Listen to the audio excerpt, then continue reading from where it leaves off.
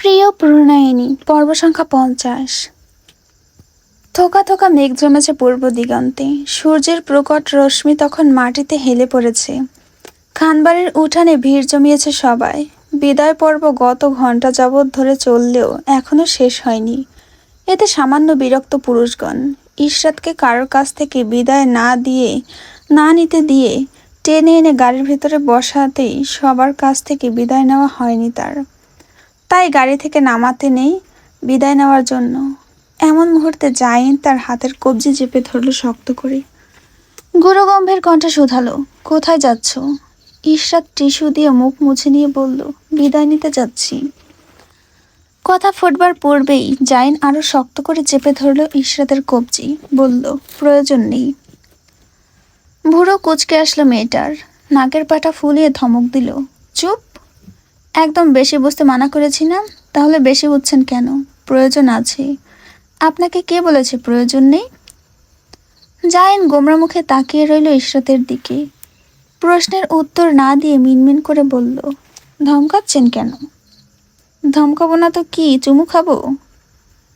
ইশরাত দাঁতে দাঁত পিষে কথাটা শেষ করতে জাইন নিরীহ ভঙ্গিতে গাল এগিয়ে দিল সম্মুখে। গলা খাদে নামিয়ে বলল, চাইলে দিতে পারেন, আমি কিছু মনে করব না। একদম চুপ থাকবো এই বিষয়ে। আপনার আর আমার টপ সিক্রেট থাকবে। ইশরাত জাইনের বাহুতে চাপড় বসিয়ে দিল ধূপধাপ শব্দে পরপর কয়েকটা। গোমরা মুখে স্বামীকে বসিয়ে রেখে বের হলো গাড়ি থেকে। নুসরাত আরশের মুখের দিকে 2 মিনিট যাবৎ হতবাক নয়নে তাকিয়ে আছে। তার সামনে পা এলিয়ে বসে হাসছে লোকটা। বৃষ্টি পৈশাচিক হাসি। ভীষণ মজা পেয়েছে যেন নুসরাতের মুখের ভাবগতি দেখে। নির্বাক মুখে তা দেখলো মেয়েটা দাঁড়িয়ে দাঁড়িয়ে। ইচ্ছে করলো দাঁত গেলিয়ে মিচকে শয়তানটার মতো হাসা লোকটাকে টুটি চেপে ধরে দাঁতগুলো সব ভেঙে দিতে। নির্জীব বদনে অনেকক্ষণ তাকিয়ে থেকে আকস্মিক ঠোঁট বাঁকিয়ে হেসে উঠল স্মিত। বলল, আচ্ছা 2 মিনিটের ভেতর অপেক্ষা করুন। এসেই আপনার কোলে চড়ে বসবো, কোল থেকে আর নামবই না। ভুরু আপনা আপনি উঁচিয়ে গেল আরশের। তখনও ঠোঁটে লেগে থাকা মৃদু হাসি মেটেনি।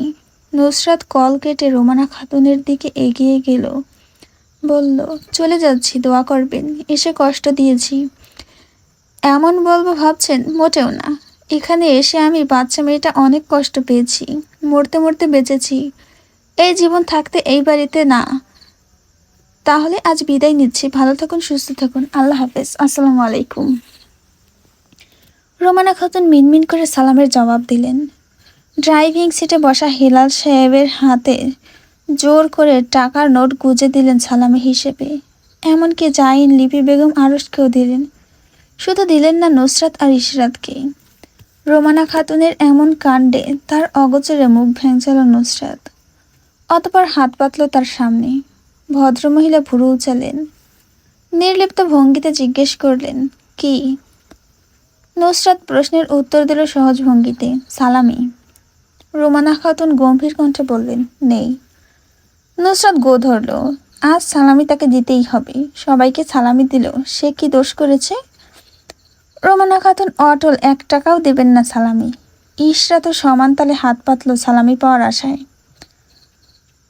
অনেকক্ষণ নুসরাত আর রোমানা খাতুনের তর্ক বিতর্ক চলল। শেষ পর্যন্ত বয়স্কা রাজি হলেন টাকা দিতে। শাড়ির আঁচলের কোণ থেকে টাকা বের করতে নুসরাত আর ইশরাত দুজনেই খুশিতে বাকবাকুম করে উঠল। দুজনের চোখ জলজল করে উঠল সালামি পাওয়ার লোভে। শেষ পর্যন্ত রোমানা খাতুন 2,000 টাকার নোট বের করলেন। দুজনের হাত পাতা তখনও। কিন্তু টাকাগুলো তিনি ইশরাত ও নুসরাতের দিকে এগিয়ে না দিয়ে ভাঁজ করলেন আয়েশ করে। এক এক ভাঁজ থেকে বের হয়ে আসলো 10 টাকা, 2 টাকা, 5 টাকার নোট। দুজনে অদ্ভুত ভঙ্গিতে তাকিয়ে থাকলো সেটা দেখে। শেষ পর্যন্ত 1000 টাকার নোট আবার শাড়ির আঁচলে সামলে রেখে দুজনের হাতের মুঠায় 2 টাকা করে 4 টাকা গুজে দিলেন। গম্ভীর গলায় বললেন, চানাচুর খেয়ে নিও। না চাইতেও 2 বোনের মুখ দিয়ে বের হয়ে আসলো, মাত্র 2 টাকা? ইশরাত হাতের মুঠায় গুজে দেওয়ার টাকা হাঁ করে দেখলেও নুসরাত বলেই ফেলল, ফকিরকেও তো 2 টাকা দিলে এখন নেয় না। আর আপনি আমাদের দিলেন 2 টাকা। আমরা কি ফকিরের থেকেও বেশি গরিব? ছ্যা ছ্যা ছ্যা। গাড়ি চলছে আপন গতিতে। নুসরাত আরশের কোলে বসে। মুখের ভাবগতি সুবিধার না। এই বোম ফাটবে কারোর মাথায় এমন ভাব। গাড়িতে ওঠার সময় সবাইকে চাপতে বলল সে।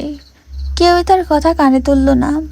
জাইন নামক ভণ্ড বেটাও তার সাথে শত্রুতা করছে।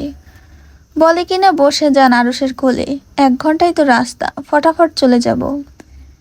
ঈর্ষাদ মেয়েকে অসহায়তা চেহারায় ভাসিয়ে বলল, বোন আমার দেখ, আমি ওইদিকে কিভাবে চাপবো?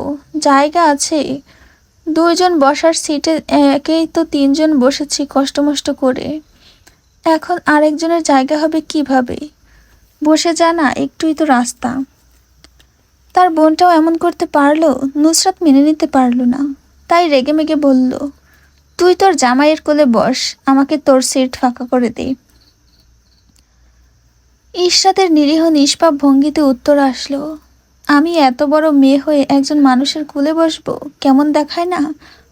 ছোট মানুষ আছিস। নুসরাত কথাটা শুনেই বলল, তাহলে আমি তোর কোলে বসবো। নুসরাতের কথা কানে যেতেই ঈর্ষাদের নাটক জুড়ে দিল। চোখ বন্ধ করে মাথা ঘুরিয়ে পড়ে যাওয়ার ভান করল। নুসরাতের মতামতে মাথা ঘুরিয়ে যখন পড়ল, তখন মাটিতে পড়া উচিত ছিল, কিন্তু মেয়েটা মাটিতে না পড়ে সরাসরি গিয়ে স্বামীর কোলে পড়েছে। এসব কত নাটক সে করেছে অভিজ্ঞ নাটকে। সেই মেয়েকে নাকি নাটক দেখায় তার বোন। যুগে যুগে কি কি দেখতে হবে ভেবেই নুসরাত দীর্ঘশ্বাস ফেলে।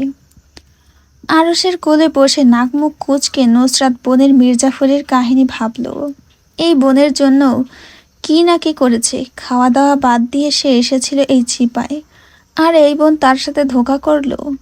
এখান থেকে ফিরে গিয়ে সব সম্পর্ক শেষ করে দেবে বোনের সাথে। এমনকি শ্বশুর বাড়ির মানুষ উড়াধুরা পিটিয়ে হত্যা করে ফেললেও সে টু শব্দটি করবে না। নিজ মনে দৃঢ় প্রতিজ্ঞা করল। প্রতিজ্ঞা শেষে সোজা হতেই অদূরের কাছে সূক্ষ্ম ব্যথার সৃষ্টি হলো। বুঝতে বাকি রইল না, এই বেটা আরশ চিমটি কেটেছে। শূন্যে হাত তুলে আরশের হাঁটু বরাবর কয়েকটা কিল বসালো নুসরাত। জাইনের কাছে বিচার দিল, জাইন ভাই। জাইন নুসরাতের দিকে তাকালো। আরশকে হাসতে দেখে নিজেও হালকা হাতে ভাইয়ের গালে চাপড় বসালো। চোখ পাকিয়ে বলল, ওকে জ্বালাবি না। আরশ মেনে নিয়ে উপর নিচ মাথা দোলালো ভদ্র বাচ্চার মতো, বলল, আচ্ছা। 2 মিনিট অতিবাহিত হতে আবারও শুরু হলো তার জ্বালানো। নুসরাত দাঁতে দাঁত পিষল। অত্যন্ত কষ্টে গলবিলে জমা হওয়া গালিগুলো গিলে নিল।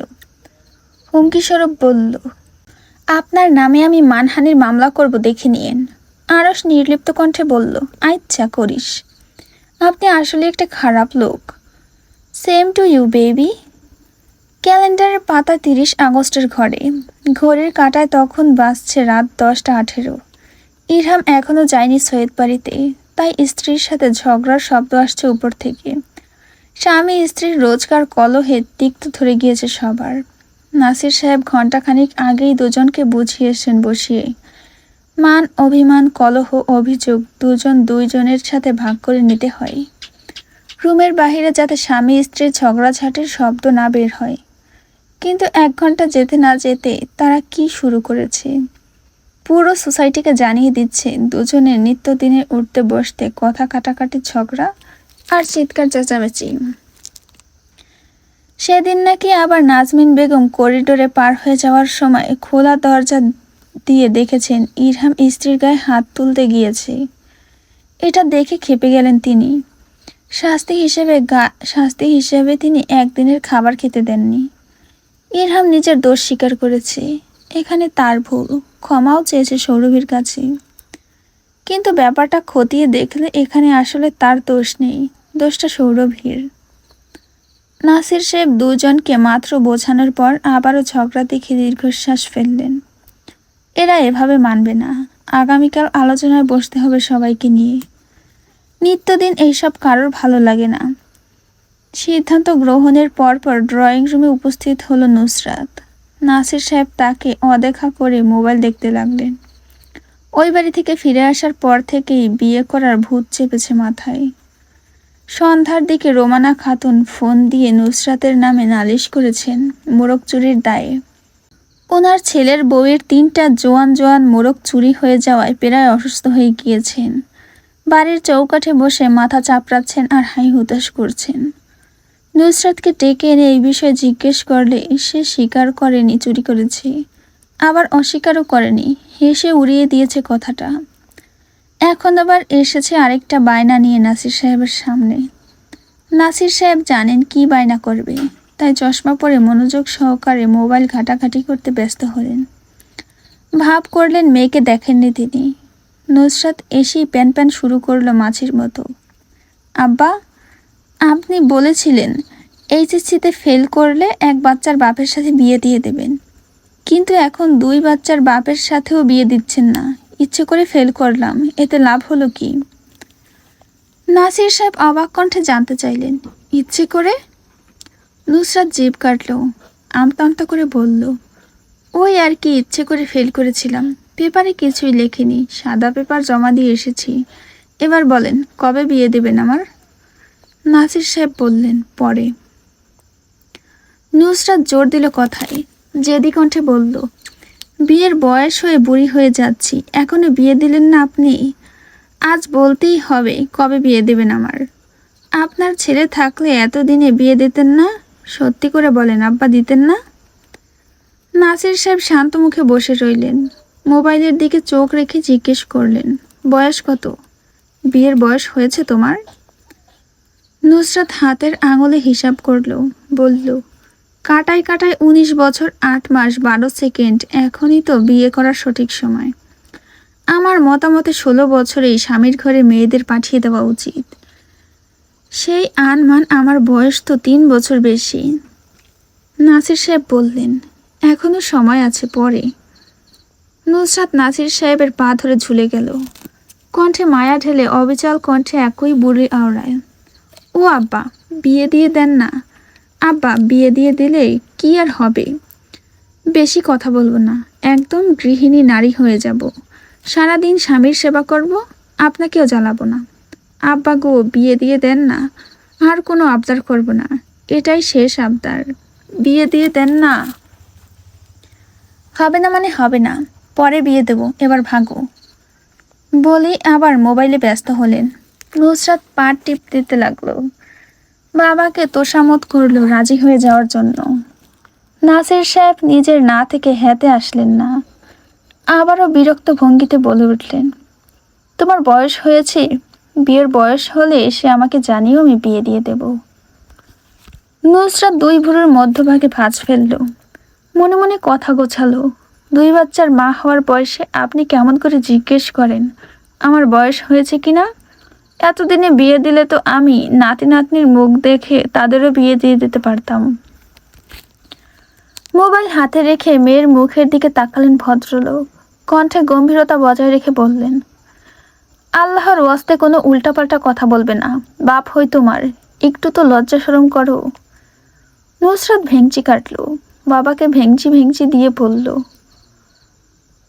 লজ্জা সলম করলো, এত লজ্জা শরম করে কি হবে, 1 টাকা তো দেয় না কেউ।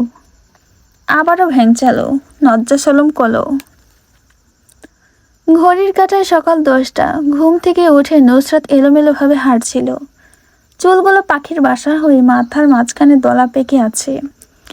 হাত উপরে তুলে অলস ভঙ্গিতে আড়মোড়া ভাঙতেই স্কিনি টি-শার্টের উপরের দিকে উঠে ওদরের এক অংশ বের হয়ে গেল। তখনই পেছন থেকে আরশের গলা ছাড়ার শব্দ আসলো।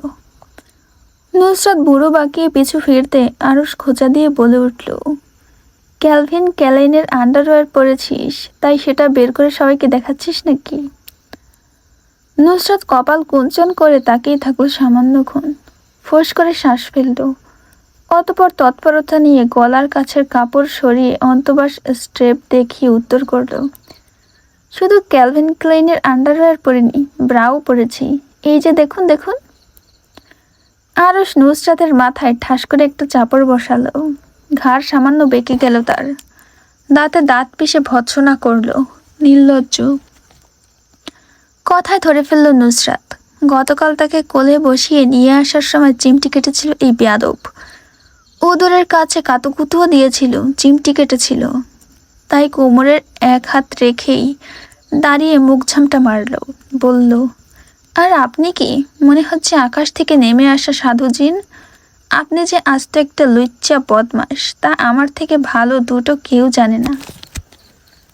আরশ ভুরু উঁচিয়ে হাসল, বলল, অবশ্যই আমি সাধু ব্যক্তি, না হলে বিয়ের 13 বছর পরও তুই অখ্যাত বিনা বাচ্চায় ঘুরছিস, এটা কিভাবে সম্ভব?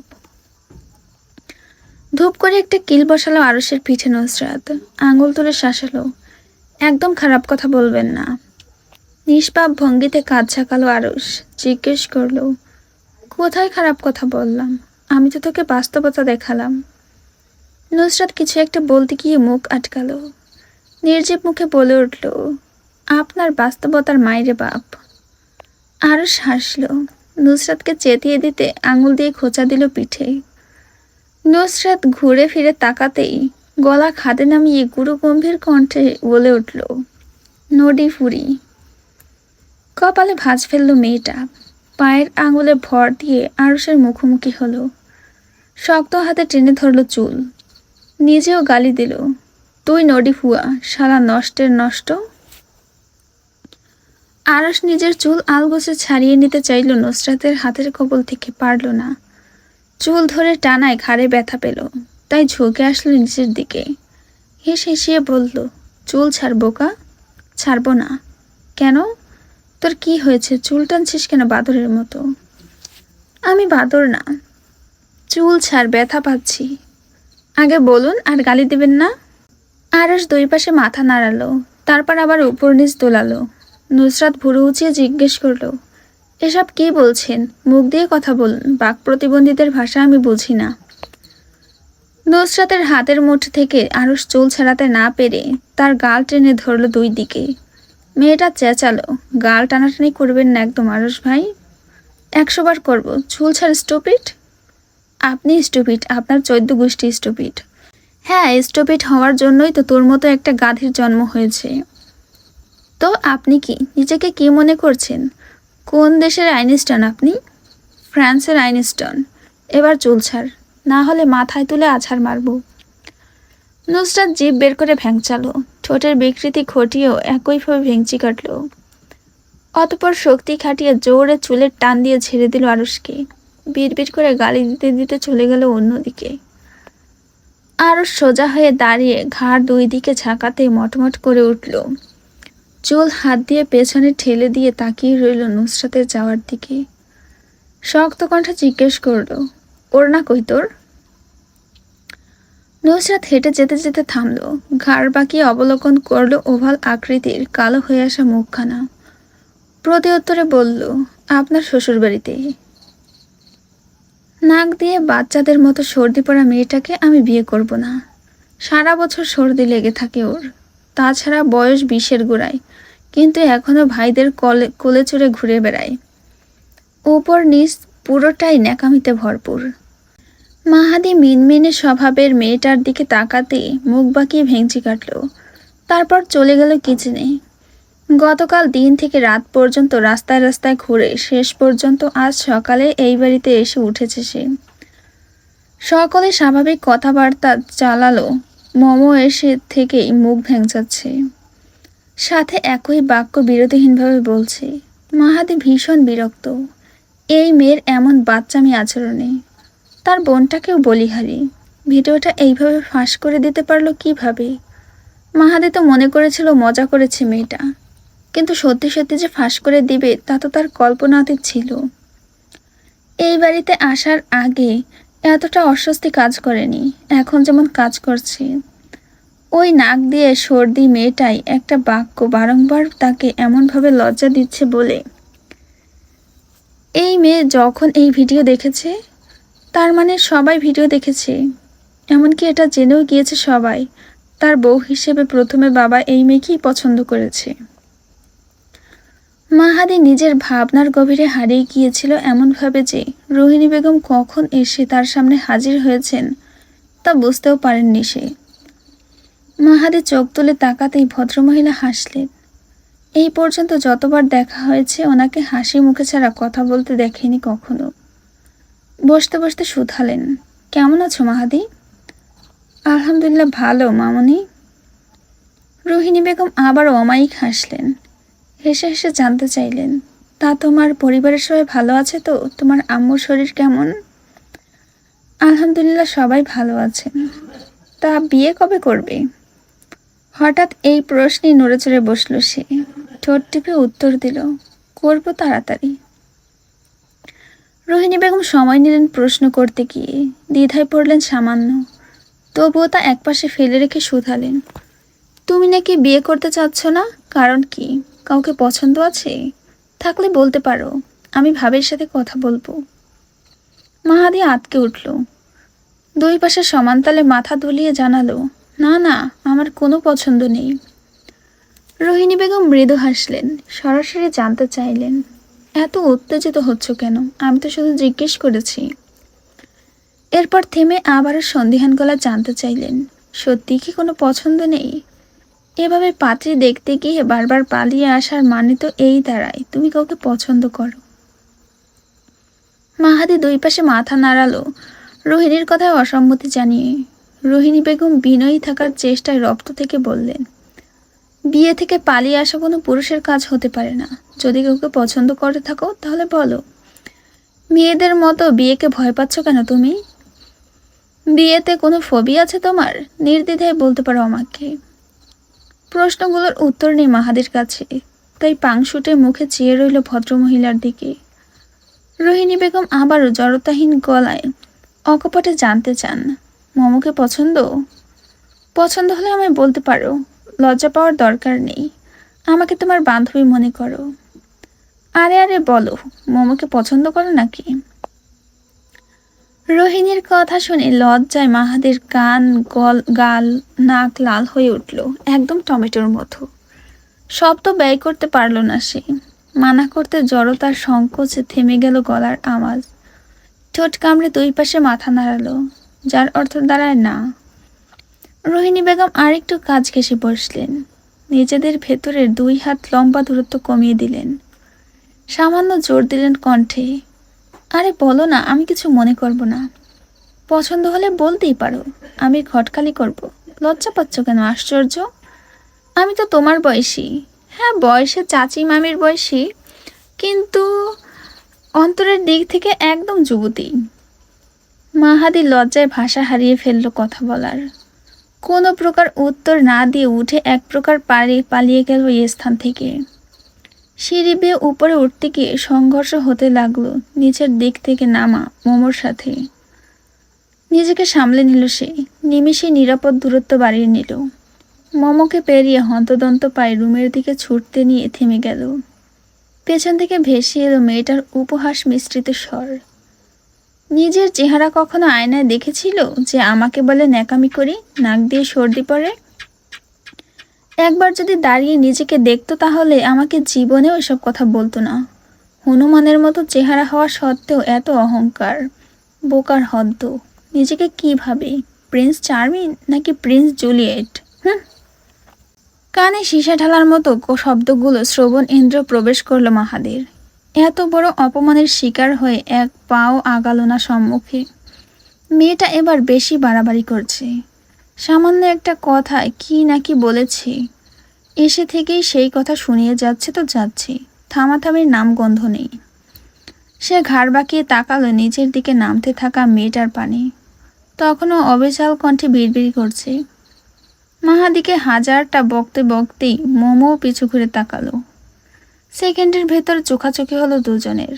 ছেলেটা তাকিয়ে পরখ করলো গুলুমুলু ফোলা ফোলা গাল নিষ্পাপ চেহারার অধিকারী মেয়েটাকে।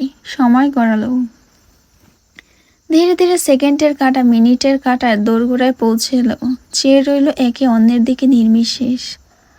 অতঃপর দুজনকে মুখের বিকৃতি ঘটিয়ে ভেঙচি কেটে চলে গেল নিজ নিজ পথে।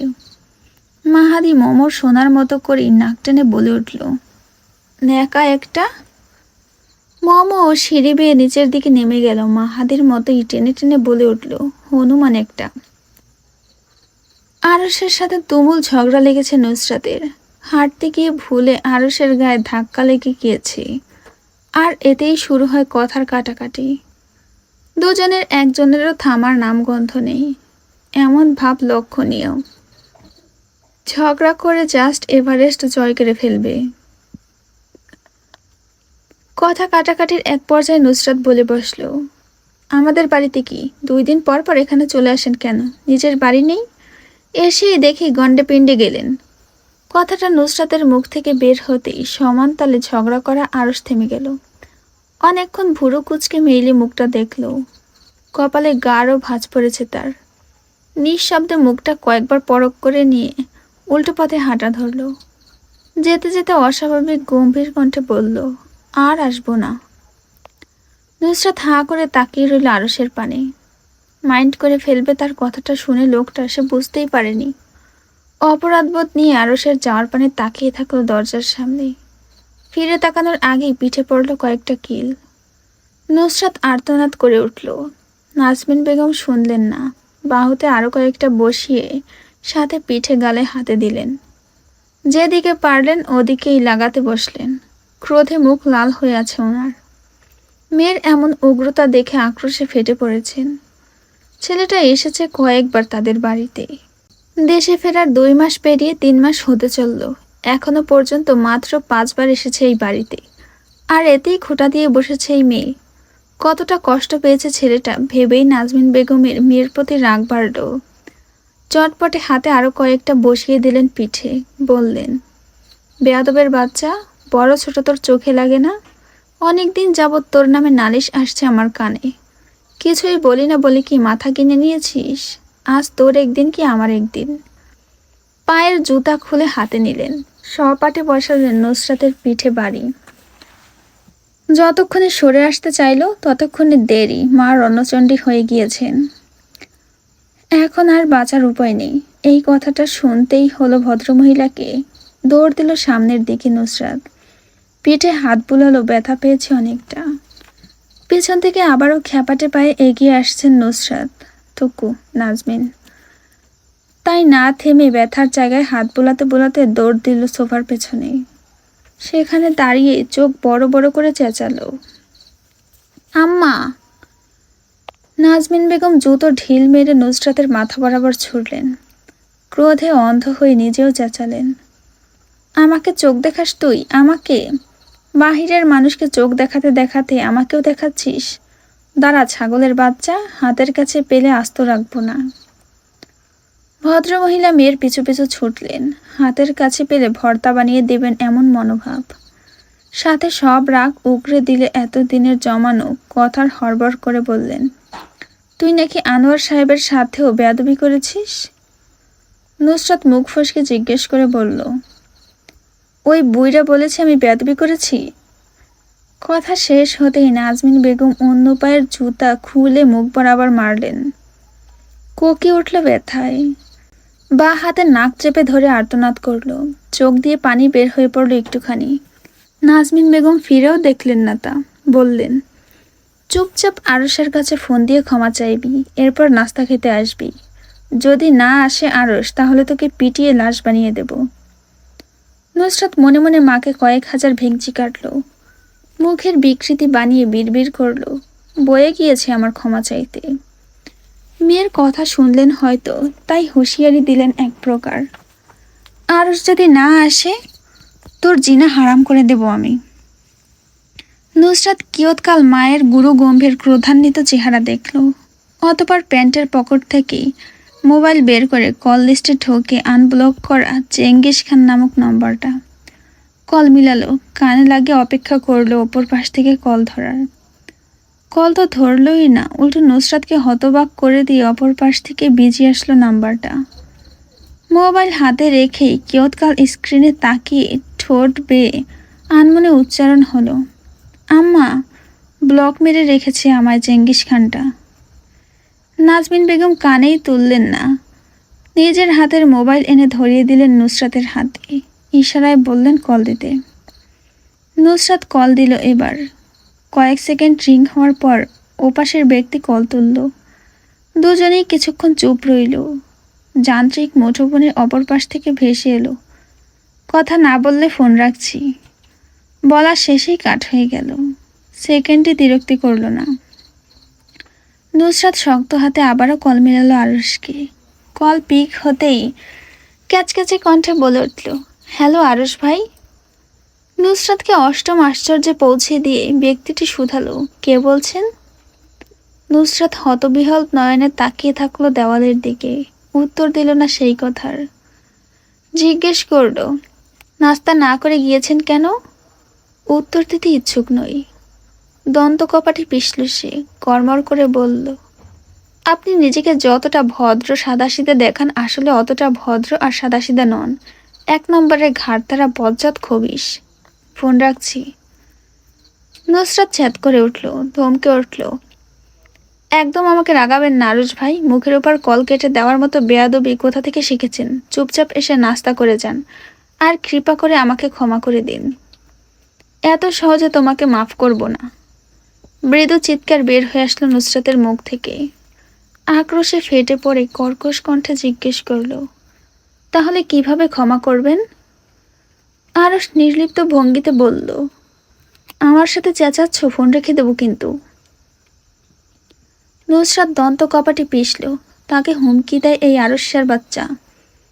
চিৎকার করে জিজ্ঞেস করতে চাইল, আমাকে ভয় দেখাচ্ছেন কল কাটার? কাটুন না কাটুন, আমি ভয় পাই নাকি? কিন্তু বলতে পারল না।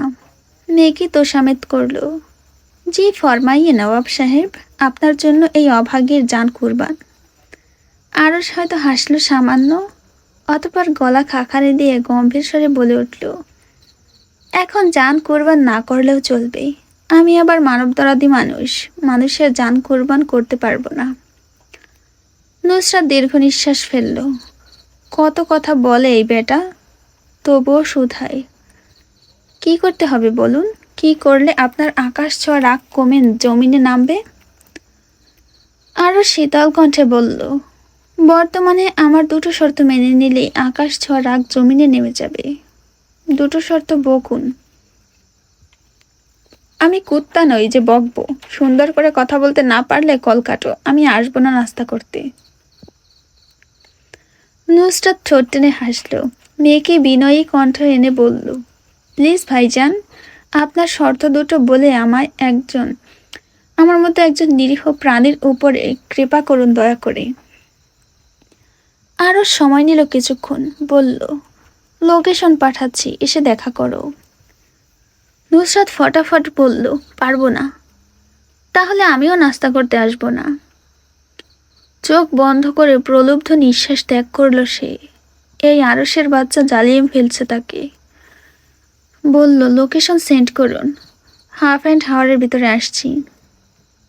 ভেতরে আসার দরকার নেই, বাহিরে এসো। আরস ভাই, আপনি আমার জীবনটা জ্বালিয়ে তেনা তেনা করে দিচ্ছেন, বুঝতে পারছেন?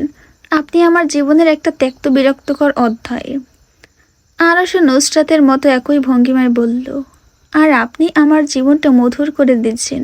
আপনি হলেন আমার জীবনের দেখা সবথেকে সুন্দর প্রাণী, সবচেয়ে সুন্দর অধ্যায়। এবার দয়া করে ম্যাম নিজের পা ফেলুন বাড়ির বাহিরে, সাথে আমাকে ধন্য করুন আপনার পায়ের ধুলো মারিয়ে।